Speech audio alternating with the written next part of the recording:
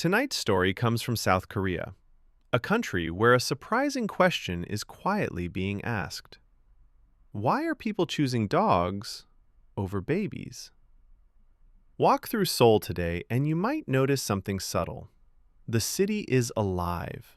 Cafes are full, streets are busy, but playgrounds feel quieter than they used to. At the same time, pet cafes are everywhere. Dogs ride in strollers. Veterinary clinics stay open late into the night. A phrase has begun circulating online and in headlines: choosing dogs over babies. It sounds provocative, even absurd. But behind it lies a very real story. South Korea now has the lowest fertility rate in the world. In 2023, the average woman gave birth to just 0.72 children, far below what's needed to sustain a population. This didn't happen overnight. In the 1960s, families often had 6 children. By the 1980s, that number had already fallen, and since then, it kept falling. Despite decades of government effort and enormous spending, the decline continued. According to researchers, this is not a failure of desire. It's a failure of systems. For many young Koreans, the barriers to parenthood are everywhere. Workdays that stretch late into the night, apartments too small for families, an education system that feels relentless. And for women, the cost is even higher.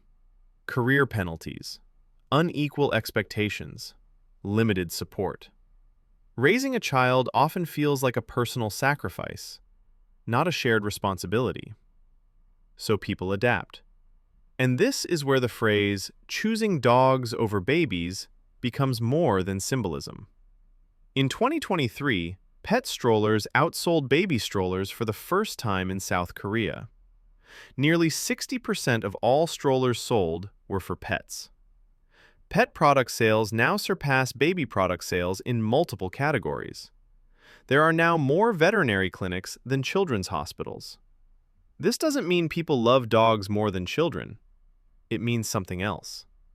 A dog offers companionship without destroying a career, love without lifelong financial fear, caregiving that fits into modern life. Pets provide connection in a world where human dependency feels overwhelming. They are not replacing children, they are filling a gap. South Korea has tried to reverse this. Cash bonuses, housing incentives, birth grants. Hundreds of billions of dollars spent. But money alone cannot fix exhaustion, or inequality, or the fear of losing everything to raise a child. Without structural change, financial incentives fall short.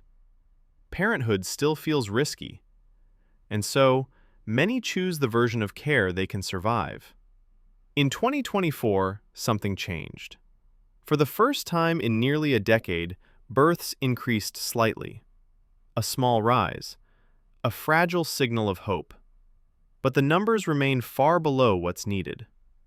So maybe this story isn't really about dogs.